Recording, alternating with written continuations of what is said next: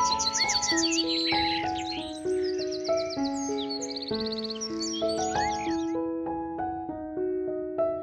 Friend, good morning. আমি অনুভা, এডি ফ্যামিলিতে সবাইকে স্বাগত। আজ বৃহস্পতিবার আর সময় তো দেখালাম 7:15, আর এখন থেকে তোমাদেরকে সাথে নিয়ে আমি আমার আরও একটা নতুন ব্লগ শুরু করলাম। আই হোপ আজ ব্লগটা তোমাদের একটু হলেও ভালো লাগবে। আর আজ তো বাইরের ওয়েদার ভীষণ খারাপ, জানি না তোমাদের কার কার কোথায় বৃষ্টি হচ্ছে। এখন আমাদের এখানে তো 3-4 দিন ভীষণ বৃষ্টি হচ্ছে, যার জন্য কিন্তু আজ মেয়েকে স্কুলেও পাঠাতে পারবো না। আজ মেয়ের বাবা যাবে স্কুলে, তো ওই জন্য রান্নার জোগাড়টা তো ফার্স্ট যেরকম করি সকালে সেরকম করব। এখন রান্নার জোগাড় আপাতত করতে যাচ্ছি। তো তোমরা সাথে থাকো, পাশে থাকো, আশা করছি ব্লগটা ভালো লাগবে। আজ ঘুম থেকে উঠেছি 7:10, আর 7:10-এর পর থেকেই কিন্তু আমি ক্যামেরা নিয়ে ভিডিও করা শুরু করে দিয়েছি। তো দেখো, এদিকে কিন্তু আমার হাজব্যান্ড আজ স্কুলে যাবে। বৃষ্টি হলেও মানে ওরা যেহেতু মাস্টার, ওদেরকে কিন্তু স্কুলে উপস্থিত থাকতেই হবে, সে ছাত্রছাত্রী যাক আর নাই যাক। এই যেমন আমার মেয়ে, ও কিন্তু আজ স্কুলে যাবে না। প্রচণ্ড বৃষ্টি হচ্ছে বাইরে, এই ওয়েদারে বাইরে ওকে কী করে ছাড়ি বলো। তো ওই জন্য ও যাবে না, ওর বাবা যাবে। তো যার জন্য কি ওর বাবার জন্য রান্নাবান্নাটা করছি সকাল সকাল। আর আজ রান্না করব পেঁপে দিয়ে গাঁধাল পাতা। আর এইটা খেতে খুব ভালো লাগে জানো তো। আর এটা খেলেও শরীরের পক্ষে খুব উপকার, মানে লিভারের পক্ষেও খুব ভালো, আর পেটও ঠান্ডা করে গাঁধাল পাতা। দেখতে হয়তো একটু কেমন কেমন লাগে, কিন্তু খেতে বেশ ভালো। আর এটা যখন বাটা হয় না, এই গাঁধাল পাতাটা মানে একটা দুর্গন্ধ ছাড়ে। আমাদের এখানে সবাই বলে মানে গন্ধ পাতা, আর কেউ কেউ গাঁধাল পাতাই বলে। তো এটা খেতে আমার তো ভীষণ ভালো লাগে। আর আমার হাজব্যান্ড বলে যে আমাকে রোজ দিন এই দিয়েই ভাত দেবে, আমি এই দিয়েই রোজ দিন ভাত খাবো, এতটাও খেতে ভালোবাসে। তো দেখো, আমি এদিকে গাঁধাল পাতাটা প্রথমে করার জন্য কড়াইতে সামান্য পরিমাণে একটু তেল দিয়েছি, আর তার উপরে একটু পাঁচফোড়ন তেজপাতা দিয়ে ফোড়ন দিয়ে দিয়েছি। আর তার উপরে কিন্তু পেঁপেগুলো দিয়ে একটু ভাজা ভাজা করে নিয়ে নুন হলুদ দিয়ে আর গাঁধাল পাতাটা বেটে রেখেছিলাম, গাঁধাল পাতা জিরে আর 2টো কাঁচা লঙ্কা একসঙ্গে বেটে রেখেছিলাম, তো সেটাকেই দিয়ে সামান্য একটু জল, মানে মিক্সিটা ধুয়ে সামান্য একটু জল দিয়ে কিন্তু ঢাকা দিয়ে দিলাম।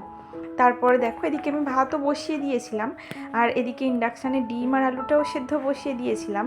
তো সেই ডিমটা আলুটা সেদ্ধ হয়ে যাওয়ার পর আমি ডিমগুলো কিন্তু ছাড়িয়ে নেব। আর আলু না সেইভাবে কেউ খায় না আমার বাড়িতে, আমিও খাই না, আমার হাজব্যান্ডও খায় না, মেয়ে খায়, যার জন্য কিন্তু মেয়ের জন্য একটা আলু দিয়েছি। আর এই ডিমের তরকারিটা আমাদের দুবেলার, মানে রাত্রে রুটি খাবো, এই ডিমের তরকারি দিয়েই হয়ে যাবে। তো এদিকে ডিমগুলো ছাড়িয়ে নিই। তার সঙ্গে সঙ্গে তোমাদের সঙ্গে একটা কথা শেয়ার করি। আজ আমি গাঁধাল পাতাটা যখন বানিয়েছি, তখন একটা জিনিস আমার মনে হচ্ছিল বারবার, যে গাঁধাল পাতাটা দেখতে কেমন কালো কালো, কিন্তু খেতে ভীষণ ভালো। আর এই যে কালো জিনিসটা, মানে প্রথম আমার মেয়ে কিন্তু এই জিনিসটা দেখে ভীষণ নাক ছিটকেছিল, আমার হাজব্যান্ডও যখন খেত না তখন এই জিনিসটা দেখে কিন্তু নাক ছিটকেছিল। আর আজ কিন্তু সেই জিনিসটাই ওদের এতটাই ভালো লেগেছে যে সবাই থালা চেটে পুটেই খেয়েছে। তো সেই জন্যই বলি, অনেকে আছে দেখবে যারা কালো জিনিস নিয়ে না অনেকে অনেক ঘেন্না পায়, অনেকে অনেক কথাই বলে, কালো দেখতে বা কালো মেয়ে বা কালো গায়ের রং, এই জিনিসগুলো নিয়ে অনেকের এখনও অনেক সমস্যাই আছে, তাই না?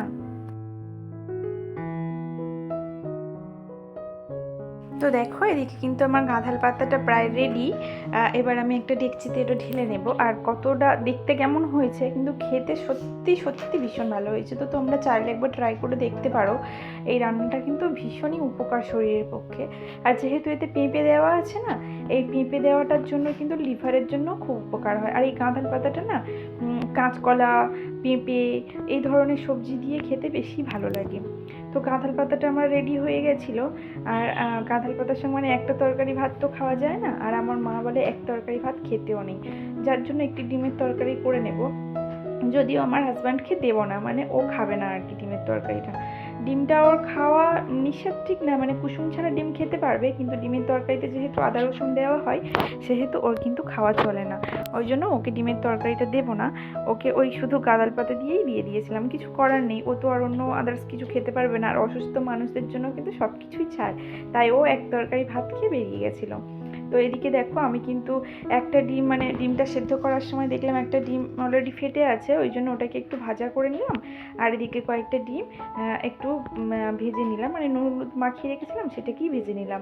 আর এদিকে এটা হচ্ছে টমেটো, আদা রসুন কাঁচা লঙ্কা একসঙ্গে আমি পেস্ট করে রেখেছিলাম, পেঁয়াজও ছিল সাথে, তো একসঙ্গে পেস্ট করে রেখেছিলাম, সেটাকে একটু তেলের উপর দিয়ে ছেড়ে দিয়েছিলাম।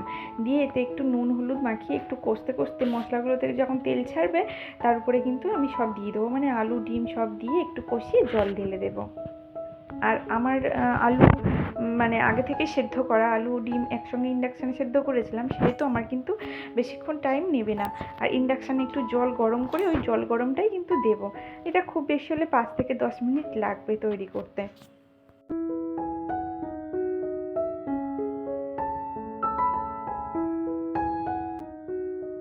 ডিমের তরকারিটা ততক্ষণ হতে থাক আর তোমাদের সঙ্গে আমি একটু গল্প করি। আজকে যখন গাধাল পাতাটা রান্না করছিলাম তখন আমার একটা ব্যাপারে ভীষণ মনটা খারাপ করছিল জানো। আমি কালো, ওই জন্য কিন্তু আমার শ্বশুর বাড়িতে আরও অন্যান্য অনেকের কাছে আমাকে অনেক কথাই কিন্তু শুনতে হয়েছিল।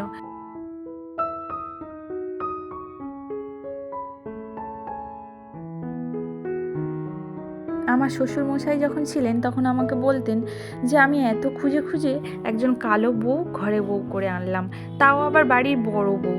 আর এগুলো যখন আমি শুনতাম না আমার ভীষণই খারাপ লাগতো। বলতো যে আমার পরিবারে কেউ কালো নেই, শুধু আমার বড় বউই কালো।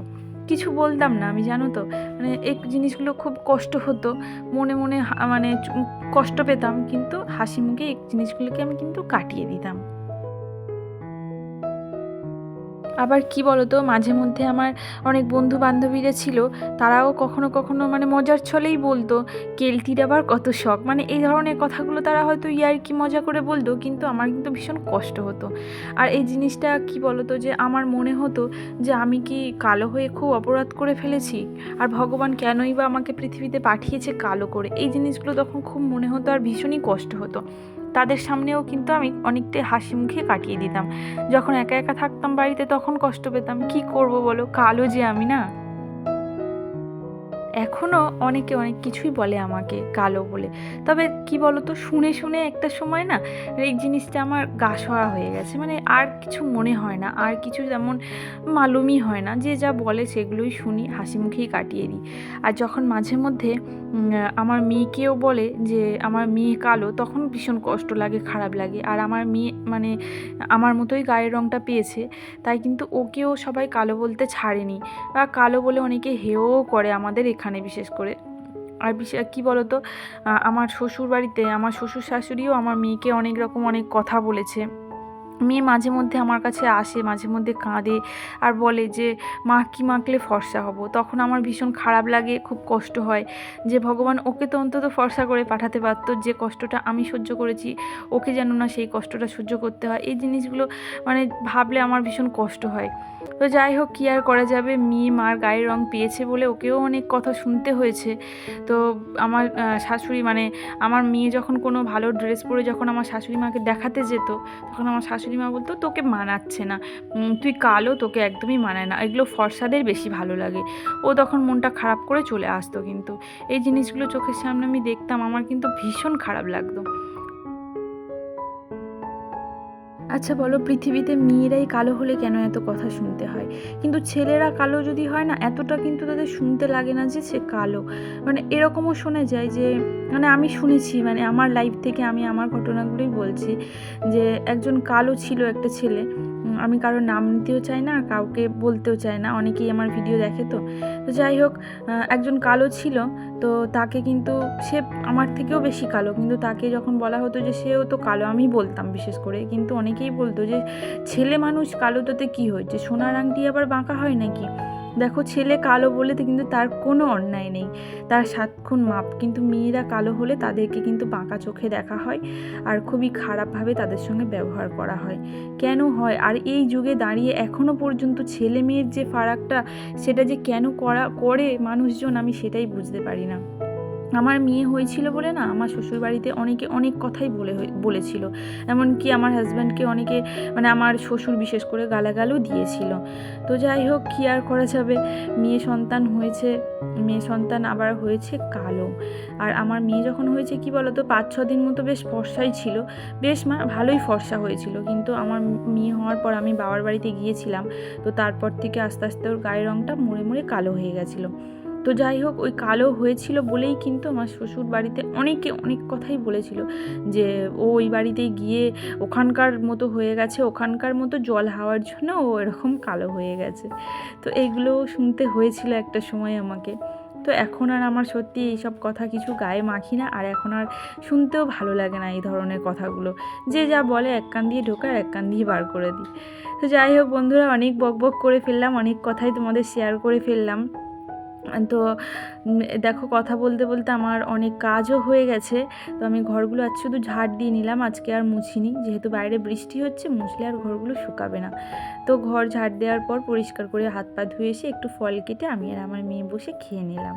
আর ফল খেতে খেতে তোমাদের থেকে বিদায় নিচ্ছি। দেখা হচ্ছে পরের ভিডিওতে। ততক্ষণ তোমরা সবাই ভালো থেকো, সুস্থ থেকো, টাটা।